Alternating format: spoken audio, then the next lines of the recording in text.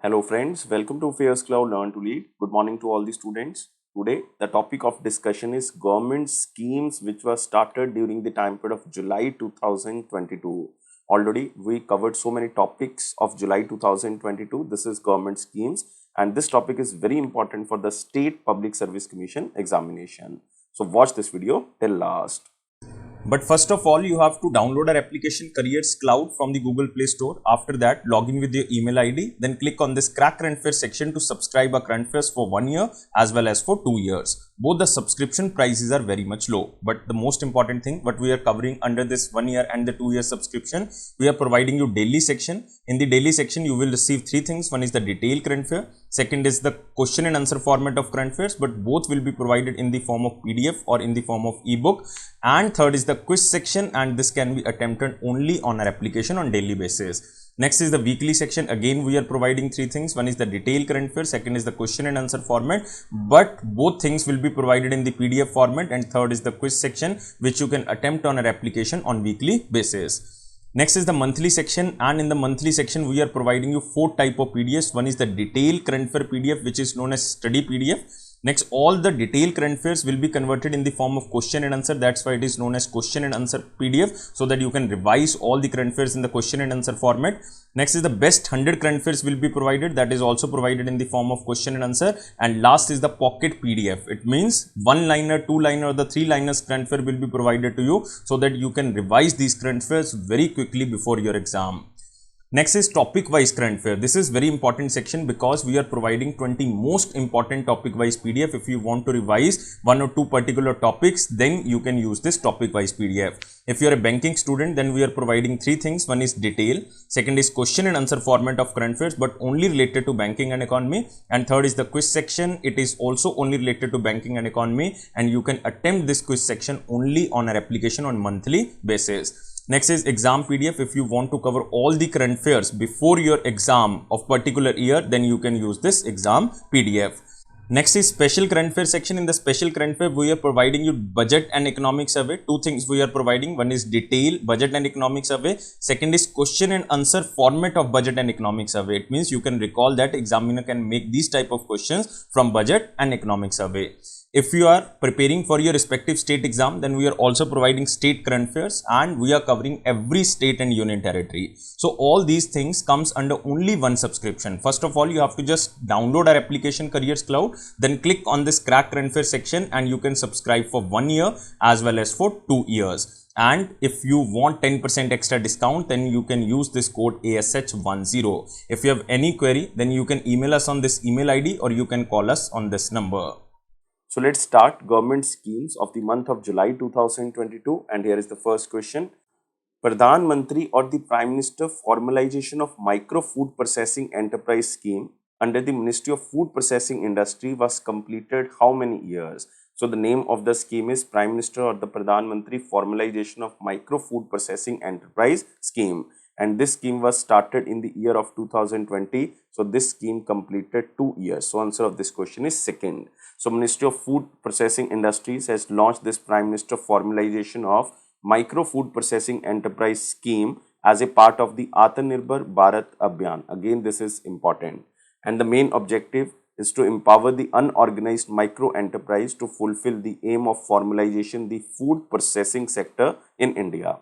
This scheme was basically launched on 29th of June 2020 by the Ministry of Food Processing Industries with an outlay of 10,000 crore over a period of 5 years. Like it was started in 2020-21, and this scheme will end in the year of 2024-25. And the scheme is expected to generate a total investment of like 35,000 crore and 9 lakh skilled and the semi-skilled employment.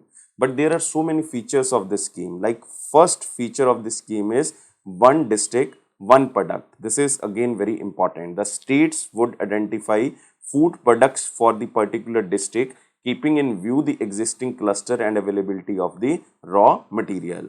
And this one district, one product could be a perishable produce based or cereal based or a food item widely produced in area. Like you can say mango, potato, pickle, millet based products, fishery, poultry, etc. And other focus area of this scheme is waste to wealth generation. minor forest products, aspirational districts, capacity building and research, academic research, institutional under the Ministry of Food Processing Industries, along with the state level technical institutions would be provided support for the training of units. And the financial support will be provided by the center government also, because existing individual micro food processing units desirous of upgrading their units can avail a credit linked capacity subsidy at 35% of the eligible project cost with a maximum ceiling of rupees 10 lakh. It means 10 lakh rupees or the 35% subsidy will be provided, but the maximum subsidy will be 10 lakh rupees. And support would be provided through the credit linked grants at 35% for development of the common infrastructure, including common processing facility, lab, warehouse, etc. And this will be provided through FPOs or the food processing organizations or self-help groups or cooperatives or the state-owned agencies or the private enterprise. And a seed capital of rupees 40,000 per self-help group per member would be provided for working capital and purchase of the small goods. And duration we already discussed, from 2020-21 to 2024-25. And it is a centrally sponsored scheme with an outlay of 10,000 crore when it was started. And the expenditure under this scheme would be shared in the ratio of 60:40 between the center and the state government, and in 90:10 with the northern eastern states and the Himalayan states, but 60:40 with the UTs, with the legislature, and 100% center for the other union territories. So you have to remember, this is Pradhan Mantri or the Prime Minister formalization of the micro food processing enterprises schemes for the food processing industries under the Atmanirbhar Bharat Abhiyan, completed 2 years because it was started in the month of June in 2020. And you can also remember that this scheme comes under the Ministry of Food Processing Industries. So the main point, 35% subsidy started in 2020, time period is 2021 to 2024-25, and total financial assistance is 60 by the center government and 40 by the state government, and in the Himalayan states and northern eastern this is 90:10. Moving to next question. Which state government launched Earn with Learn as a part of Vidhalya Chalo Abhiyan to bring back school dropout students? So again the keyword here is Earn with Learn, and this is started by the state of Tripura. So answer of this question is 4. So the Tripura government has decided to revive the Vidhalya Chalo Abhiyan, and it also means let's go to schools, and as a part of it has established a new scheme, Earn with Learn, to re-enroll the students who had dropped out of school following the outbreak of COVID-19. So this is very important. And the Earn with Learn initiative of Tripura Education Department would involve third year students from all the colleges in conducting surveys to detect dropouts across classes. So this is again very important, because according to the Tripura Education Minister Ratanlal Nathji, during the COVID-19 outbreak, 9,000 students aged 6 to 14 years from class 1 to 8 dropped out of 4,300 schools across the state and are yet to return.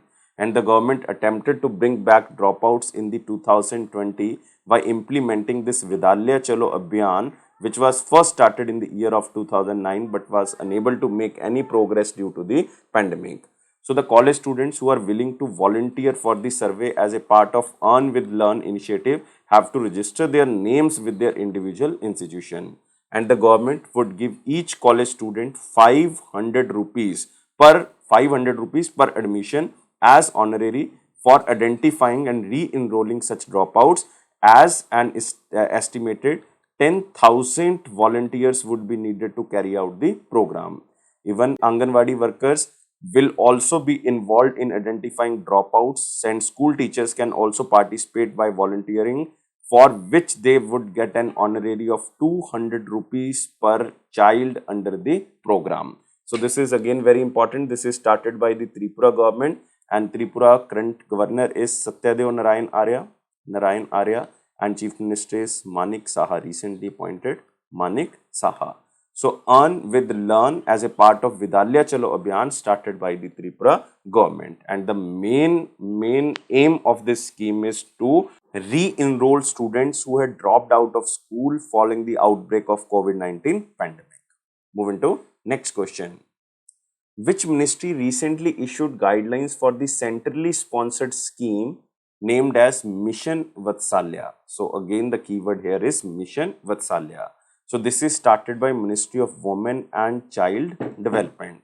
So the Ministry of Women and Child Development, the nodal ministry ensuring the welfare of children, has issued guidelines for the centrally sponsored scheme Mission Vatsalya, formerly known as the Child Protection Services Scheme. It was earlier known as CPS scheme since 2009-10 for the welfare and the rehabilitation of the children. So Mission Vatsalya is basically for the welfare and rehabilitation of the children. And the primary objective of this Mission Vatsalya is to ensure that every child in India has a healthy and happy childhood. So remember about Mission Vatsalya. This is Mission Vatsalya scheme. And under Mission Vatsalya, it is a roadmap for achieving development and child protection priorities that are consistent with the Sustainable Development Program of the United Nations. And the main motto is leave no children behind. Leave no child or no children behind, and it emphasizes child rights, advocacy and awareness while also strengthening the juvenile justice care and protection system. And the provision of the protection of the children from the Sexual Offences Act of 2012 and Juvenile Justice Care and Protection of Children Act of 2015 also provide the basic foundation for carrying out this mission. And it specially advocates family-based non-institutional care for the child in different circumstances with institutionalization as a last alternative. Additionally, it strives to establish a sensitive, supporting and coordinating ecosystem for the children development to help states, UTs carry out the mandate of the Juvenile Justice Act of 2015 and reach the Sustainable Development Goal. So the main objective of this scheme is specially to provide the welfare and rehabilitation to every child, and the main motto of this scheme is leave no child behind. But remember, Mission Vatsalya was also known as the Child Protection Service Scheme because this comes under the centrally sponsored scheme, and this is just a renaming of one scheme. So this comes under the Ministry of Women and Child Development. Moving to next question. Which of the following points are correct with respect to the Mission Shakti scheme? Again, this scheme is important. Mission Shakti is here. So let's read the points. The Ministry of Women and Child Development issued detailed guidelines for the Mission Shakti scheme to integrate the women helpline numbers running under 181 number with the emergency response support system number 112 for all emergency assistance. This point is true because under the guidelines, the women helpline number running under 181 number will be integrated with the emergency response support system number 112 for all emergency assistance, and also with one stop center and other platforms like 1098 child line. So first statement is true. Second is the Government of India has launched Mission Shakti, an integrated women empower program during the 15th Finance Commission. This statement is also true because the Government of India has launched Mission Shakti during the 15th Finance Commission period of 2021-22 to 2025-26. This is the time period of implement of 15th Finance Commission. Again, second statement is true. Next is Mission Shakti has two sub-schemes. One is Sambal, second is Samarthya. Sambal was focused on the empowerment of women and Samarthya was stressed on the safety and security of women.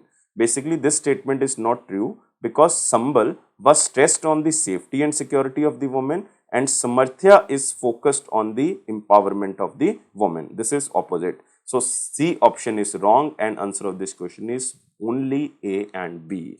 So remember, Mission Shakti was launched by Ministry of Women and Child Development, and this ministry issued detailed guidelines for this Mission Shakti scheme, and it will be applicable from 1st of April 2022.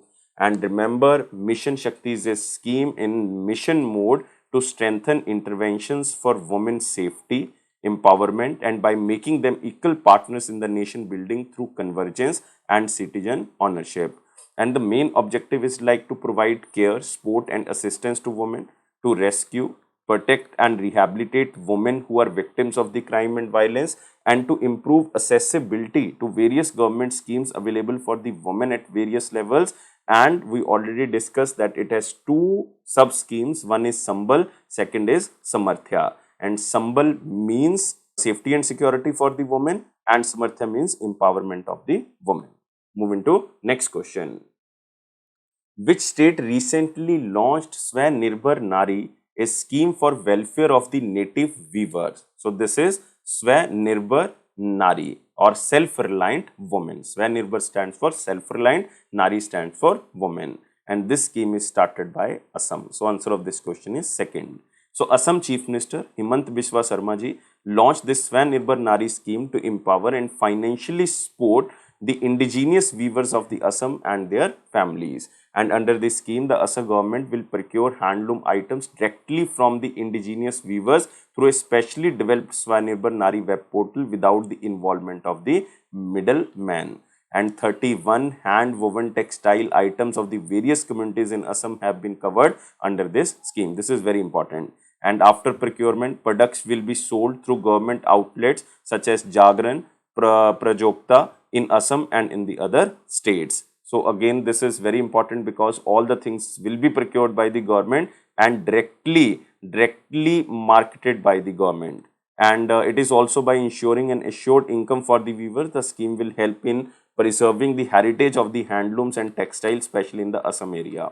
And it is expected that the portal will bridge the gap between the weavers and the buyers. So this is the state government of Assam. So you can see here Himant Biswa Sharma ji launched this Swanirbhar Nari scheme or self-reliant women scheme. And you can also remember this is only for the indigenous weavers, not for the others. Moving to next question. Recently, which state has launched Pandit Deen Dayal Upadhyay State Employees Cashless Medical Scheme?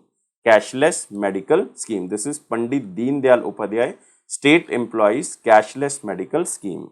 This is started by the state of Uttar Pradesh. So answer of this question is 3. So Uttar Pradesh Chief Minister Yogi Adityanath ji launched this scheme for providing cashless medical facility to the state government employees, pensioners and dependents. And total beneficiaries are like 22 lakh government employees including pensioners are eligible for this scheme, and the scheme will benefit around 75 lakh people when including the families and dependents of the beneficiary. And under this scheme, the beneficiary will get cashless medical facility at the government-run institutions, medical colleges and hospitals without any financial limit. And the scheme also includes cashless medical facilities for the treatment of up to 5 lakh rupees at private hospitals impaneled under the Ayushman Bharat scheme or Jan Arogya Yojana. Even the state government will provide health card for the state employees and the pensioners. And the action plan would be prepared to download the health card by themselves and shall make use of the scheme.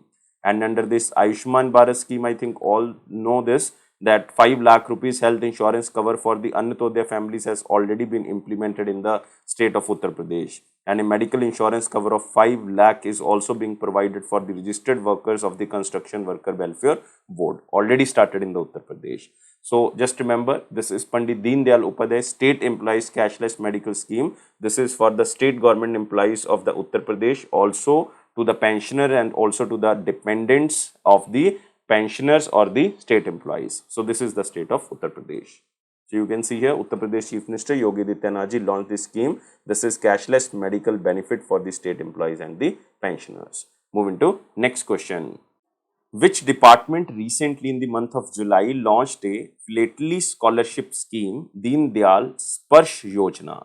But first of all, you have to remember what is the meaning of this Philately.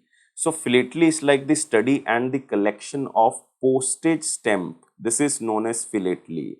And this scheme is started by the Department of Post under the Ministry of Communication. So answer of this question is 3. So the Department of Post under the Ministry of Communication has launched a Philately scholarship scheme which is known as Deen Dayal Sparsh Yojana, or it is also known as Scholarship for the Promotion and Aptitude and Research in the STEMs as a hobby to foster interest in the Philately among the students of class 6th to class 9th. Class 6th to class 9th. So this is Department of Post and this is Scholarship for promotion of aptitude and research in the STEMs as a hobby. This is the meaning of Sparsh.